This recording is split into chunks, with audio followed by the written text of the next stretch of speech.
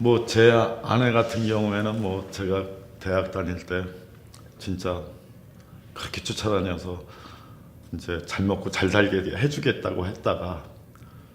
사실상은 뭐 대부분 사람들이 그렇잖아요. 결혼을 하고 나서는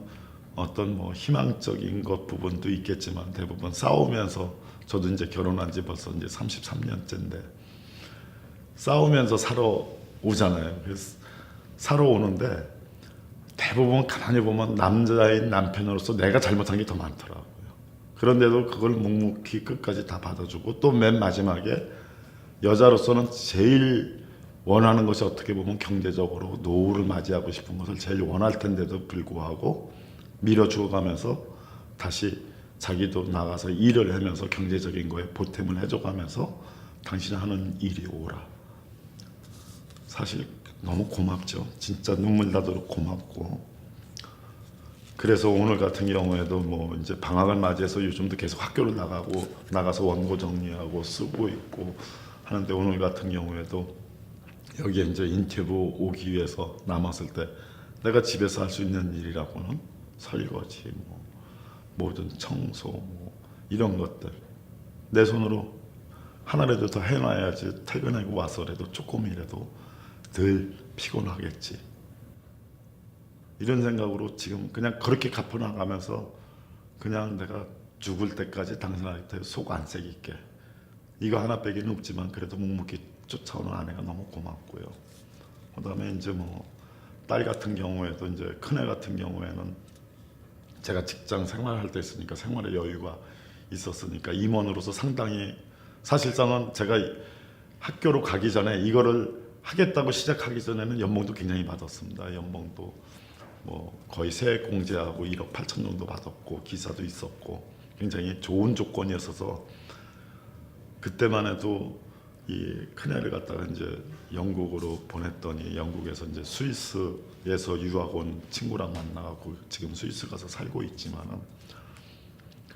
그 친구 만나가지고 결혼을 하는 바람에 걔 결혼할 때가 집안이 가장 어려웠었을 때였습니다.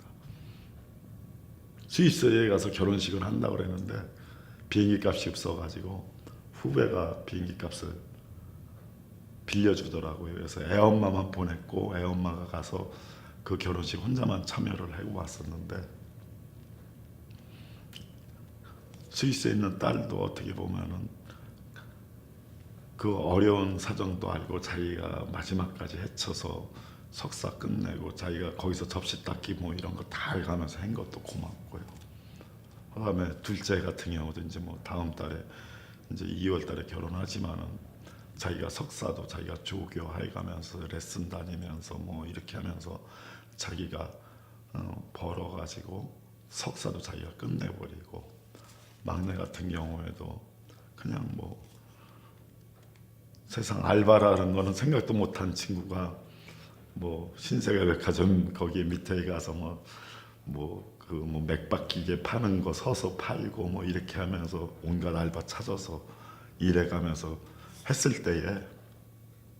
굉장히 고맙죠. 가족들이 제일 고맙고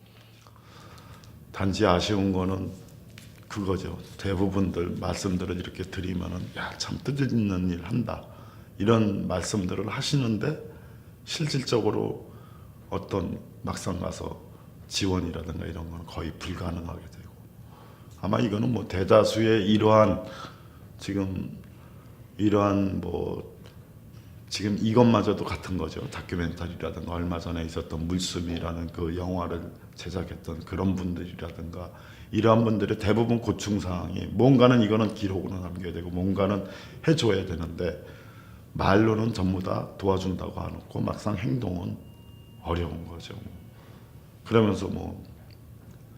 참 이런 얘기는 하지만은 뭐 문화융성이 어떻게 문화융성이 됐는지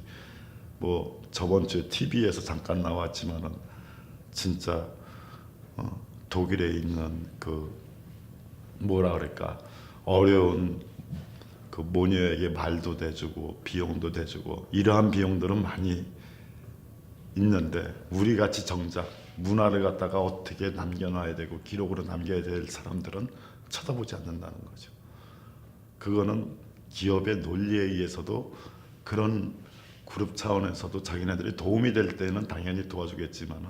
실제 사회에 이런 분야로 이렇게 일하는 곳곳에 있는 분들이 굉장히 많이 있을 텐데 그분들한테 그러한 도움이 가서 실제 우리나라에 남겨놓을 수 있는 거를 하지 않는다는 그 자체가 서글픈 거죠. 그게 때에 따라서는 서글프기도 하지만은 그렇지만은 그래도 서로 이렇게 돕고 몇 명 안 되더라도 이렇게 하는 사람들, 이렇게 도와주는 사람들, 그런 사람들 때문에 각자들 자기 목적을 향해서 가지 않을까 이런 생각을 합니다. 지금 이제 제가 제일 하고 싶은 거 딱 한 개가 있습니다. 뭐냐면은 지금 우리나라 전역을 거의 다 촬영을 거의 다 끝냈고 끝내지 않은 곳이 바로 서울 지역과 경기도 요 일대입니다. 이 일대에 촬영을 좀 해서 이 뭐 그중에 뭐 제일 그 사대문 안에 있는 우리가 5대 궁궐이라고도 하고 6대 궁궐, 운영군까지 넣으면 6대 궁궐인데 그 지역도 좀 촬영 좀 마무리하고 싶고 또 제가 특히 이제 고마웠던 분들 중에 또 하나 그 지금은 이제 이것이 모두 그 이관이 됐습니다. 각 그 지역의 그 군사령부로 이관이 됐는데 그동안에 기무사에서 이거를 담당했던 분들이 저를 믿고 예를 들어서 광화 지역 같은 경우에도 DMZ 지역인데 제가 촬영하는 거를 믿고 도와주셨고 이렇게 하다 보니까 그런 분들이 곳곳에 있는 그런 분들이 계속 도움을 준다면은 이 사대문 안에서도 특별하게 문제가 되지 않는다면 우리 문화에서는 좀 더 하늘에서 전체 경관을 바라보고 할 수 있는 것들을 할 수 있게 해준다면 저는 그거보다 더 큰 바람이 없겠죠. 경복궁, 창덕궁, 창경궁, 경희궁, 그다음에 덕수궁, 운현궁, 특히 이 6대 궁궐을 하늘에서 촬영을 해서 거기에 담긴 뜻을 잘 정리해서 한다면 이거는 외국 관광객들이 가장 많이 찾는 곳인데 좀 더 한눈으로 볼 수 있고 이렇게 하는 거를 영상으로 보여줄 수 있다는 건 얼마나 되게 좋은 겁니다. 이건 나라에 의해서도 좋은데 많은 곳에서 이렇게 또 통제 뭐 이런 것 때문에 전혀 못하는 그런 게 좀 아쉽고 그래서 그걸 목표로 마지막 목표로 하고 책 20권 정도 당초에는 15권 목표였는데 지금은 늘어나서 약 20권에서 25권까지 마무리 짓는 게 제 마지막의 목표입니다. 가면 갈수록 작은 문화유산이라도 소중하게 느끼다 보니까 그것이 자꾸만 늘어날 수밖에 없는 그런 현실이 됐습니다. 그래서 이거는 나같이 조금 우매하고 또 뭐 역사학자들이 저에 대해서 네가 뭐 알아 할지 몰라도 저도 벌써 조선왕조실록만 해도 정말 거의 다 독파하고 웬만한 내용도 크로스돼서 알고 있고 고려사도 마찬가지고 삼국사기, 삼국유사 그 외의 많은 문헌들을 이제 이걸 파고들은 지 만 11년째 되고 있습니다. 11년 동안 제가 촬영 나가지 않고 그다음에 아이들을 가르치지 않는 시간에는 제 그 천안 상명대학교 천안 캠퍼스 연구실에서 얻을 때는 1시간, 2시간도 자가면서 그 문헌을 찾아서 정리를 했기 때문에 제 나름대로의 어떤 역사 의식이라든가 그런 거를 조금이라도 좀 갖춘 상태에서 정리를 했기 때문에 자신 있게 그리고 시간이 더 걸려도 더 많은 내용을 좀 더 남기고 싶은 그런 희망입니다. 저는 제가 아까도 잠깐 제 소개를 했지만 한국종합조경공사라는 즉 조경공사라는 곳에서 이제 첫 번에 그 사회생활을 내디뎠다가 그다음에 뭐 독립기념관 현장도 뭐 특히 또 우리나라 골프장 붐이 일었을 때는 골프장 개발공사라든가 각종 그런 데 참여를 하다가 이쪽에 들어와서 이쪽에 눈을 뜨고 난 뒤에 하면서 제 저한테도 마지막으로 설득을 한 것이 사람이 어차피 이 지구상에서 태어나서 내가 성인이 아닌 바에는 와가지고 뭔가는 조금이라도 도움을 남기고 가야 되겠다고 하는데 그것이 꼭 내가 경제적으로 많은 이득을 취해서 내가 낳은 자식들한테 물려주는 것이 중요한 것이 아니라 모든 사람들이 공평하게 알 권리를 제공해 주기도 하고 또는 그 사람들의 어떤 생활에 도움이 안 될지라도 하나의 의식적인 측면으로 접근할 수 있게끔 보여주게끔 한다고 그러면은 그거야말로 자기가 이 세상에 왔다 가는 거에서 더 값어치가 충분하게 있고 그 속에서의 만족감, 비록 경제적으로 겉에서는 어려울지는 모르더라도 그 속에서의 나름대로의 만족감은 60이 되든 70이 되든 80이 되든 저는 더 커지리라고 봅니다. 특히 뭐 저보다 연세가 많으신 우리 선배 세대들이 70대, 80대 이분들이 노하우라든가 경험이라든가 이러한 것들이 쌓여서 지금 우리나라가 만들어졌는데 이런 것이 어떤 이념적인 측면, 뭐 다른 정치적인 측면으로 볼 것이 아니라 그 자체 순수하게만 본다면은 이것도 하나의 역사고 흐름이고 우리나라의 미래에 관한 일이기 때문에 그런 값어치를 위해서 한 번쯤은 권유도 하고 싶습니다. 단지 경제적으로 어려움이 따른다는 것은 각오를 하고 해야 되겠죠. 굉장히 가치가 있는 거죠.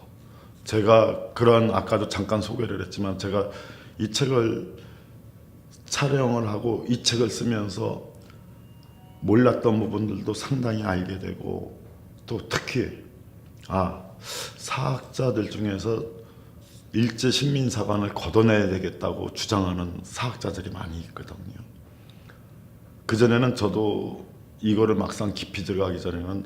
그런 사학자들이 뭔가 자기가 좀 더 두각을 나타내기 위해서 그렇게 주장하지 않나 그렇게 생각을 했는데 저도 막상 이쪽의 문화유산 쪽에서 직접 찾아 들어가다 보니까 그런 식민사관 걷어내는 거에 내가 실증적으로 촬영을 하고 그것에 의해서 남겨놓는다 그러면은 우리나라가 좀 더 오래되고 좀 더 자긍심을 갖는 나라 이런 나라라는 거에 하나의 내가 일조를 하고 있다 이런 생각을 할 때는 그 기쁨으로 어려운 것이 다 덮어지는 거죠. 아까도 잠깐 얘기했지만은 우울증에 빠지고 뭐 라면 2개 갖고 그렇게 견뎌가면서 그렇게 했을 때에 결국은 나중에 와서 승화될 수 있었던 거는 이거는 내가 그래도 이렇게 우리나라를 위해서 조금이라도 요만큼이라도 내가 일조를 했다는 그런 자긍심은 그 값어치는 해본 사람들만이 알 겁니다. 아마 대부분들이 무기력하게 인생 마무리하는 것보다는 한 번쯤은 자기가 자기 분야에서 자기 전공을 해왔던 분야라든가 자기 분야에 대해서 최고의 점을 찾아내서 그거를 전달해 줄 수 있는 그런 힘을 한 번쯤은 가져보시고 옮기시면은 그 값어치는 충분하게